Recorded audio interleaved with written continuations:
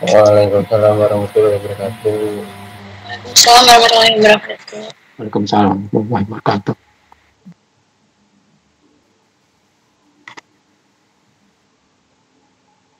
Langsung dimulai aja, Citra. Baik, Assalamualaikum warahmatullahi wabarakatuh. Waalaikumsalam warahmatullahi wabarakatuh. Selamat malam semuanya.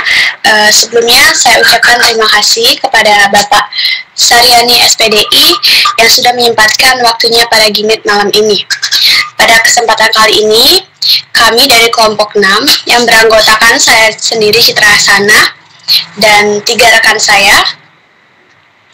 Ya.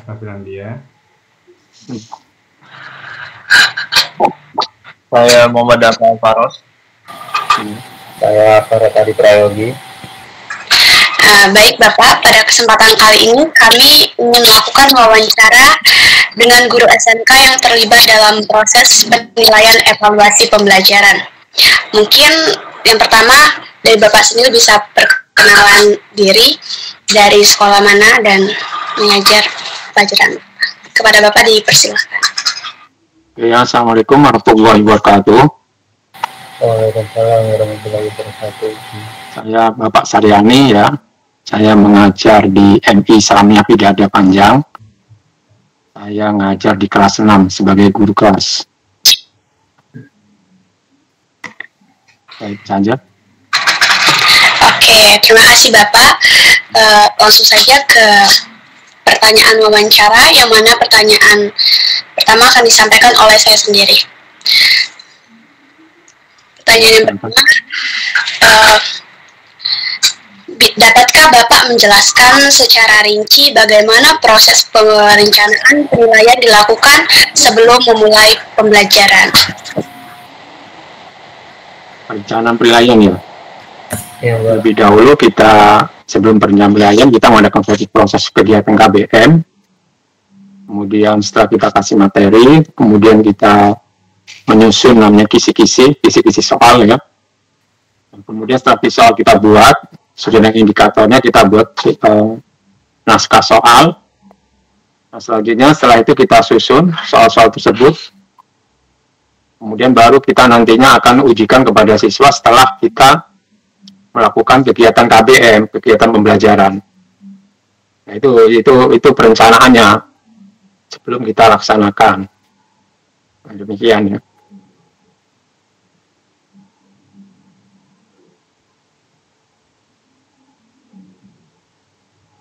Saya nggak dengar suaranya. Maaf Pak. Ya. Oke. Nah baik.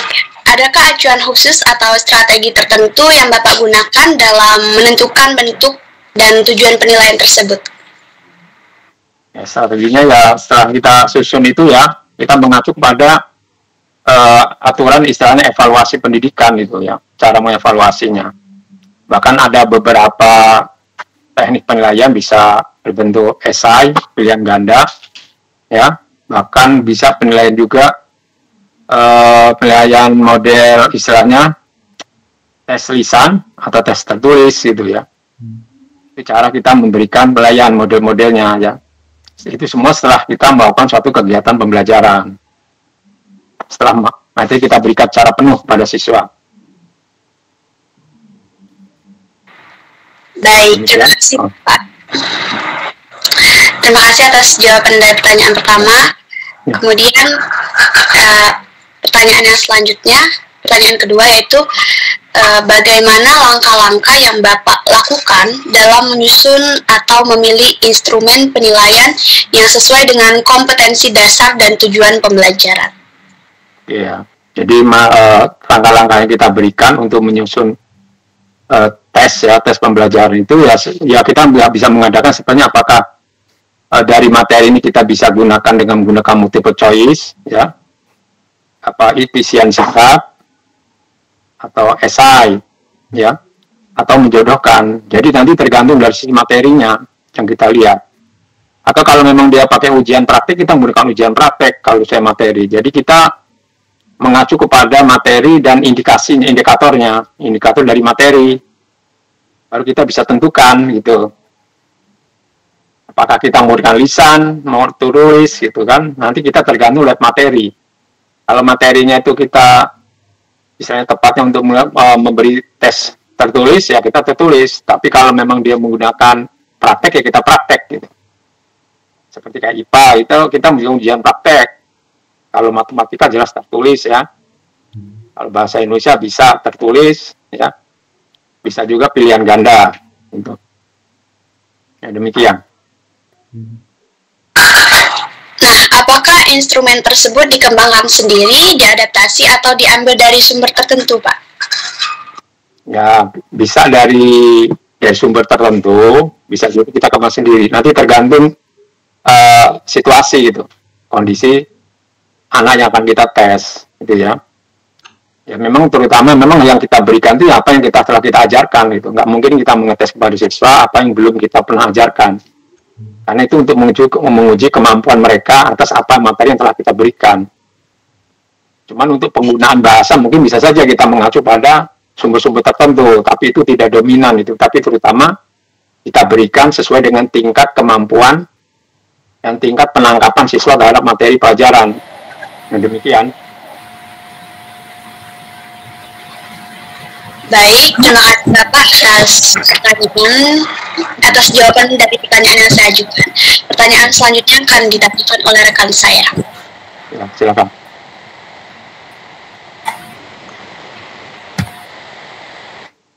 Oke. Untuk pertanyaan selanjutnya akan dilakukan oleh saya. Jadi pertanyaan selanjutnya, pertanyaan ketiga yaitu kapan Pak biasanya penilaian dilakukan dalam kegiatan pembelajaran di kelas? Misalnya apakah itu dilakukan di awal, di tengah, atau di akhir pembelajaran? Serta bagaimana teknis pelaksanaannya gitu? Untuk melakukan penilaian itu ada namanya pretest pertama. Pretest itu tes awal untuk menguji kemampuan apa yang mau kita berikan kepada siswa. Itu namanya pretest ya. Sebelum kita melakukan kegiatan pembelajaran terhadap materi yang telah kita berikan sebelumnya. Kemudian baru kita melakukan suatu istilahnya penyampaian materi pembelajaran kepada siswa. Nah, setelah itu kita juga bisa mengajukan pertanyaan-pertanyaan dengan istilahnya dengan dialog sesuai dengan materi yang diberikan. Nah, setelah kita mengajukan materi, siswa silakan untuk bertanya bagi apa materi yang belum paham bagi mereka. Nah, setelah sampaikan materi, baru kita mengadakan refleksi, baru kita mengadakan evaluasi. Itu untuk evaluasi untuk setiap habis kegiatan pembelajaran. Dengan adanya materi tadi, setelah itu beberapa kali pertemuan pembelajaran, ya, kita kan setelah pembelajaran namanya post test ya. Kalau pretest kan istilahnya tes sebelum diadakan memberikan materi pembelajaran. Kalau post test itu setelah melakukan pembelajaran. Nah, kemudian setelah nanti beberapa kali tatap muka atau beberapa KD kompetensi kita berikan, ya, baru kita mengadakan tes, namanya tes tertulis, baik lisan maupun tertulis, yaitu mengadakan ulangan, ya, untuk mengetahui kemampuan siswa selama kita berikan materi pembelajaran kepada mereka. Jadi itu bisa diadakan di tes di awal. Kalau di tengah itu hanya sekedar untuk memancing anak untuk memberi jawaban, kemudian post test. Nah, kemudian dari beberapa pertemuan kita mengadakan evaluasi, namanya tes formatif atau ulangan formatif, ya, ulangan harian gitu. Dan nanti sudah ulangan harian, baru nanti setelah akhir dari semester ya, mau menjelang semester, baru kita mengadakan namanya nilai sumatif, itu tes terakhir untuk penilaian untuk lapor. Ya demikian. Oke. Untuk pertanyaan selanjutnya Bapak, pertanyaan keempat. Ya. Bagaimana Bapak memanfaatkan hasil penilaian tersebut untuk mengevaluasi sejauh mana siswa telah mencapai tujuan pembelajaran, Pak? Oke. Nah, setelah kita melakukan penilaian pembelajaran, ya enggak, tentunya kita akan untuk mengukur sejauh mana penyampaian materi kita terhadap siswa dan sejauh mana siswa menangkap materi pelajaran kita. Nah, dari penilaian itu tadi kita analisis, ya, daya tangkap siswa, dan itu nanti hasil dari analisis itu kita untuk evaluasi kita untuk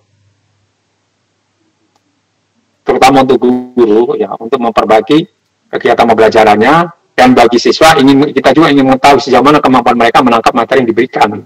Itu fungsinya penilaian itu. Di samping juga untuk mengetahui tingkat prestasi siswa terhadap materi yang kita berikan. Ya, demikian. Oke. Nah, kalau dari penilaian tadi telah dijalankan, ada nggak Pak tindak lanjut khusus terhadap siswa yang belum mencapai standar kompetensi? Oke, kalau memang siswa setelah belum mencapai standar kompetensi yang kita berikan, sebenarnya standar kompetensi kita umpamanya untuk KKM-nya umpamanya 75 umpamanya. Kalau anak-anak tidak mencapai KKM, ketidaktuntasan minimalnya 75, ya kita mengadakan namanya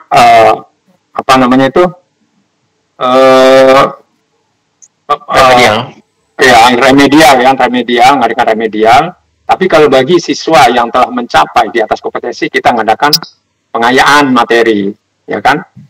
Nah, terutama nanti kalau kita ada remedial, materi apa yang siswa itu tidak mengerti, dengan kita merubah pola soalnya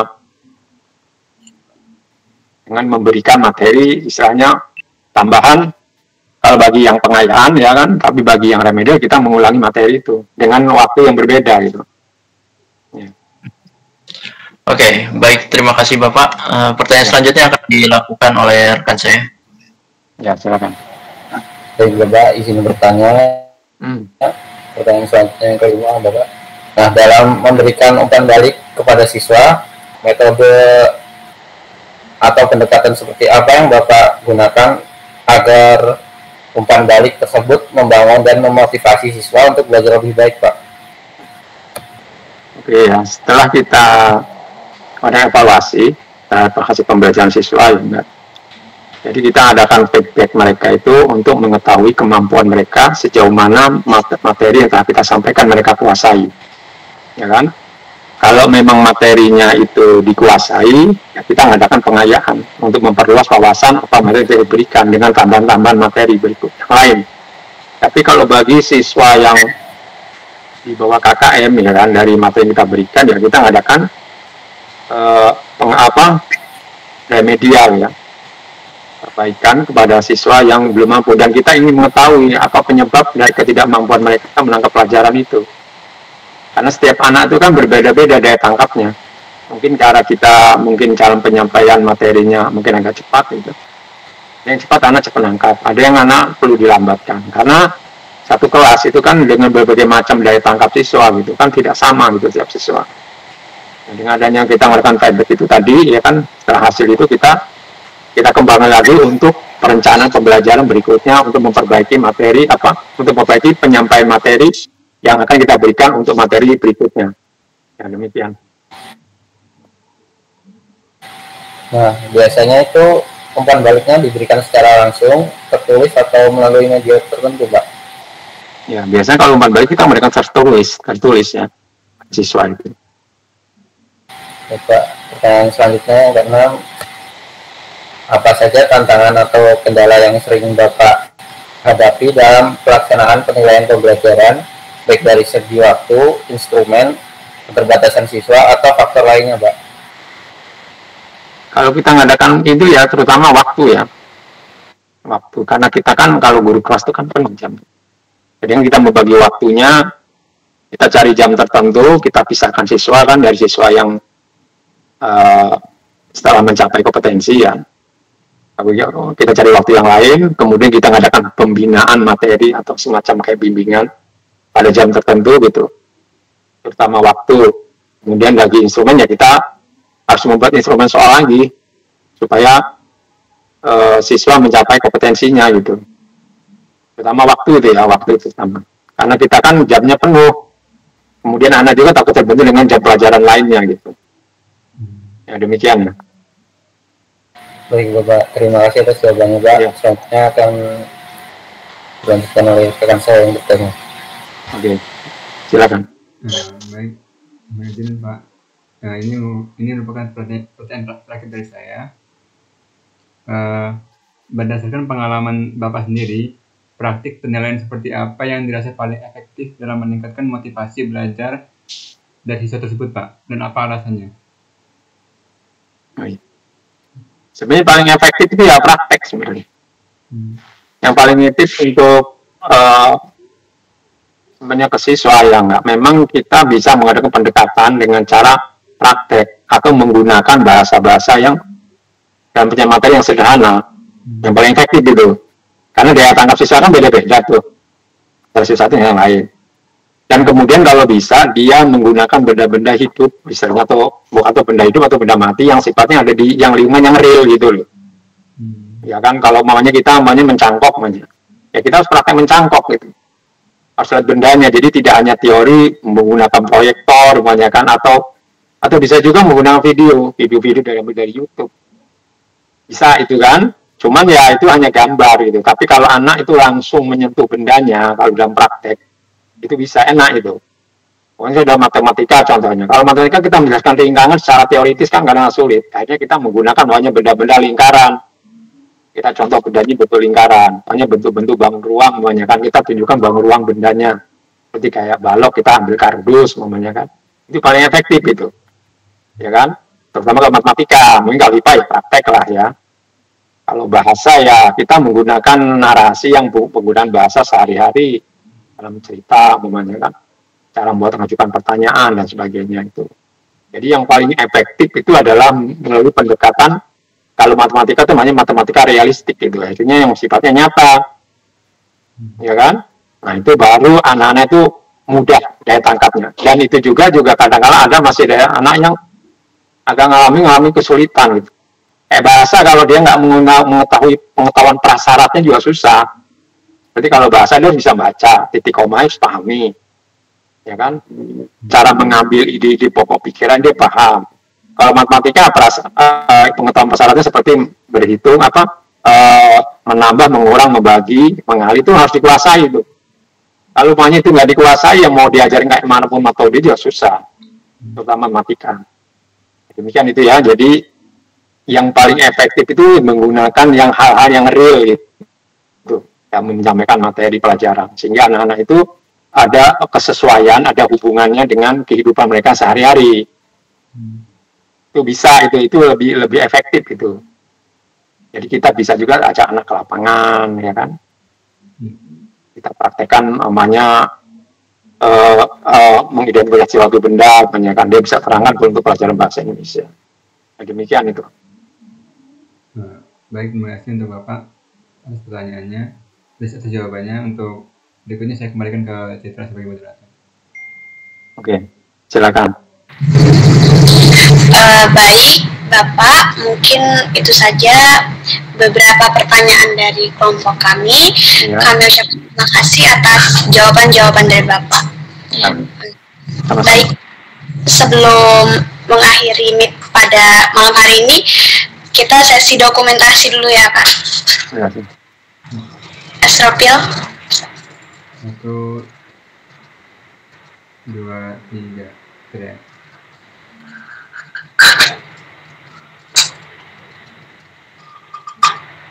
Ya, 1, 2, 3. Sudah? Oke, baik. Sekali lagi kami ucapkan terima kasih kepada Bapak yang telah menyempatkan waktunya pada malam hari ini. Ya. Baik. Terima kasih banyak, Pak. Ya, sama-sama. Akhiri, wassalamualaikum warahmatullahi wabarakatuh. Waalaikumsalam warahmatullahi wabarakatuh. Terima kasih, Pak. Ya, sama-sama. Ya, sama-sama. Ya, boleh kan? Oh iya, sama-sama.